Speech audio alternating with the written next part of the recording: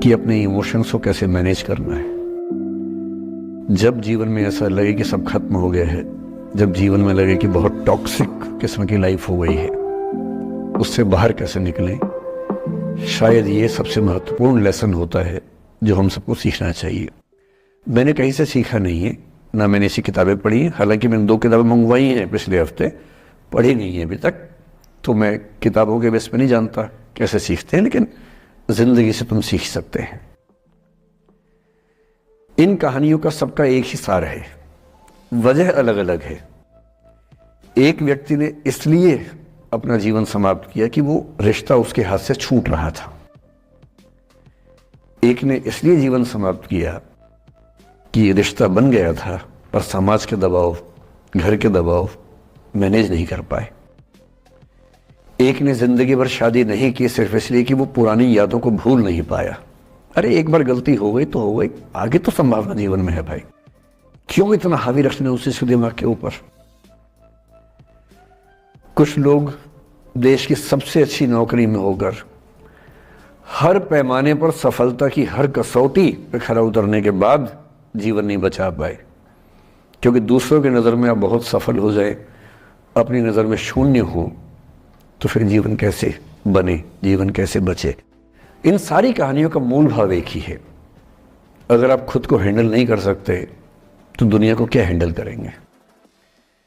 दुनिया को हैंडल करने से पहले खुद को हैंडल करना सीखना पड़ता है, और उसका सबसे आसान जो रामबाण उपाय है उसको बोलते हैं द आर्ट ऑफ लेटिंग गो। जाने दो। वो अफसाना जिसे अंजाम तक लाना न हो मुमकिन, उसे एक खूबसूरत मोड़ देकर छोड़ना अच्छा। साहिर ने लिखा। प्रेम की दुनिया के बारे में साहिर से अच्छा कौन लिखेगा। तारुफ समझते, तारुफ ना परिचय, इंट्रोडक्शन। कहते तारुफ रोग बन जाए तो उसको भूलना बेहतर। अरे परिचय हुआ किसी से, आपकी भाषा में इंट्रो हुआ, यही बोलते हो ना आप लोग, इंट्रो हो गया। इंट्रो हुआ, दोस्ती हुई, बाद में लगा रहे यार ये तो ऊट पटांग आदमी है या ऊट पटांग लड़की है, छोड़ो फिर, ऐसा क्या लोड लेना है। तारुफ रोग बन जाए तो उसको भूलना बेहतर, ताल्लुक बोझ बन जाए तो उसको तोड़ना अच्छा। वो अफसाना जिसे अंजाम तक लाना ना हो मुमकिन, उसे एक खूबसूरत मोड़ देकर छोड़ना अच्छा। बस करना यह है कि खूबसूरत मोड़ देकर छोड़ना है, हाथ में तेजाब की बोतल लेके नहीं।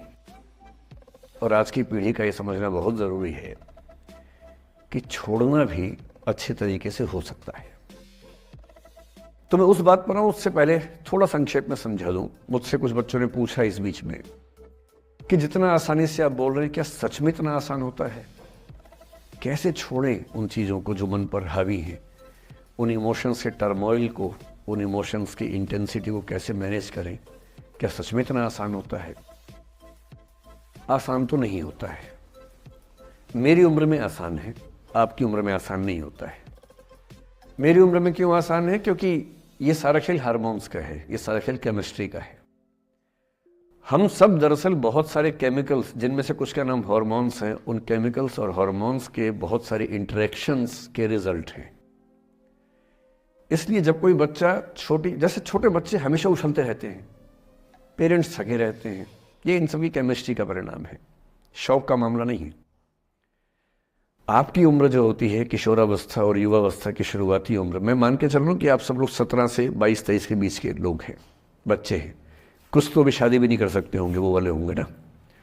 लड़के तो नहीं कर सकते होंगे भी, 21 के कहाँ हुए होंगे, तो वो वाली उम्र आप लोगों की है। इस उम्र में इमोशंस का टर्मोइल, इस उम्र में इमोशंस का बिखराव इतना ज़्यादा होता है कि संभालना बड़ा मुश्किल होता है। जैसे जैसे आप मैच्योर होंगे, बड़े होंगे, बूढ़े होंगे, बूढ़े और मैच्योर काफ़ी हद तक समानार्थक शब्द होते हैं। बूढ़ा आदमी आमतौर पर मैच्योर हो ही जाता है, और जो मैच्योर हो जाता है उसको लोग बुढ़ा ही बोलते हैं, चाहे वो दोस्त हो आपका। तो मैच्योर होने के बाद मैच्योरिटी के कई लक्षण हैं, 10-20 लक्षण। उनमें से एक ये है कि आपके इमोशंस में इंटेंसिटी उतनी नहीं रह जाती जितनी बचपन में होती है। मसलन कोई आपका दोस्त आपसे कुछ खराब कह दे, आप 3-4 घंटे बेचैन रहेंगे, बार बार मैसेज टाइप करेंगे, फिर डिलीट करेंगे, फिर टाइप डिलीट, वो भी टाइप डिलीट चल रहा है। एक दिन हो गया बात हुए, ना वो पढ़ पा रहे हैं ना आप पढ़ पा रहे हैं, बेचैनी चरम पे है। अब इतना ही मामला है, नाक का सवाल है कि पहले कौन झुकेगा। सारे संबंधों में स्तर इसी बात से तय होता है कि पहले कौन झुकेगा, और जो एक आध बार झुक गया वो जिंदगी भर झुकता है उसके बाद। इससे लोग शुरू में बहुत केयरफुल होते हैं कि झुकना नहीं है। 3-4 ज्ञानी पीछे बैठे ही होते हैं कि नहीं झुकना नहीं है, वो झुकेगा, वो झुकेगी, तू क्यों झुकेगा। इन ज्ञानियों से बचना बहुत जरूरी है, जिंदगी जहर बना देंगे आपकी। अब दोनों ईगो फाइट कर रहे हैं कि पंजा किसका गिरेगा, इस पे फाइट चल रही है।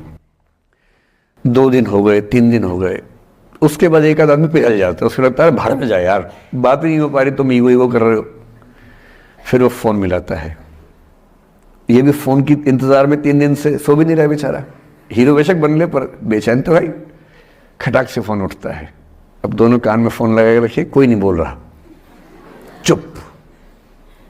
क्या बातचीत चल रही है सोचिए, एक भी शब्द नहीं, एकदम चुप। थोड़ी देर के बाद कंफर्म करने के लिए कि है भी या नहीं, एक बोलता है हेलो, वहां से आवाज आती है कोई एक मैं थोड़ा ऐसी जोकर टाइप की बात करता हूँ, मुझे मोटिवेशनल स्पीकर ना समझे आप लोग, मैं ऐसी हंसी मजाकी करना आता है मुझे, वही मैं करता हूँ। लेकिन इससे आप ये ना सोचिए कि मुझे पढ़ाना नहीं आता, मैं पढ़ा भी लेता हूँ इसके लिए मुझे वो भी आता है, लेकिन अभी क्योंकि आप बच्चे छोटे हैं तो मैं आपके साथ वैसी बात ही कर रहा हूं। अब ये सब चल रहा है। अब इसमें अगर कोई एक व्यक्ति झुक गया, बात आगे हो गई तो हो गई, वरना कई रिश्ते ऐसे भी होते हैं जो इसी बिंदु पे खत्म हो जाते हैं कि तेरा भाई नहीं झुकेगा, भाभी झुकेगी, और उधर जीजू झुकेंगे, दीदी नहीं झुकेगी, जीजू झुकेंगे, दीदी क्यों झुकेगी, पर ना जीजू झुक रहे ना भाभी झुक रही और उस चक्कर में जो अभी बेचारा रिश्ता बना भी नहीं था, वही वो जमींदोज हो गया, वही वो खत्म हो गया। पर ठीक है, हो गया तो हो गया, भाड़ में जाए, ऐसा क्या है, डर किस बात का है इसमें। लेकिन मैं फिर भी आपसे कहूंगा, मेरी उम्र में क्या होता है, जैसे मुझे कोई फोन करे कि मैं आपसे बहुत नाराज हूं, तो मैं कहता हूं अच्छा ठीक है कल बात करेंगे। नहीं, मैं आपसे बहुत नाराज हूं, मेरा दिल टूट गया है, मैं कहता हूं देखो मुझे नींद आ रही है अभी, let me sleep, we will talk tomorrow, you just do one thing, write down all the points and we will discuss in the morning, when I come to office you come to my cabin and we will discuss, don't worry, I will find out the solution for you. कह रहे हैं आप कैसी बात कर रहे हैं, मैं ना सो पा रहा हूं ना मैं जाग पा रहा हूं। तो मैंने कहा दैट इज योर प्रॉब्लम मैं तो सो भी रहूंगा आगे, ये तो कोई दिक्कत नहीं हुई भाई। तो मैं तो ऐसा हो चुका हूं कि दुनिया में कुछ भी हो जाए मुझे टाइम पे नींद आ जाती है, कुछ भी हो जाए, मतलब एक आध, अब जैसे मेरी माता जी की मृत्यु हुई तो मुझे नींद नहीं आई कुछ दिनों तक, ठीक बात है, नहीं आनी चाहिए उस समय, तब भी आ गई तो फिर इंसान और पत्थर में क्या अंतर बचा, सीधी सी बात है। But keeping aside those rare instances, कोई कुछ भी कर ले, हमें तो बढ़िया नींद आती है।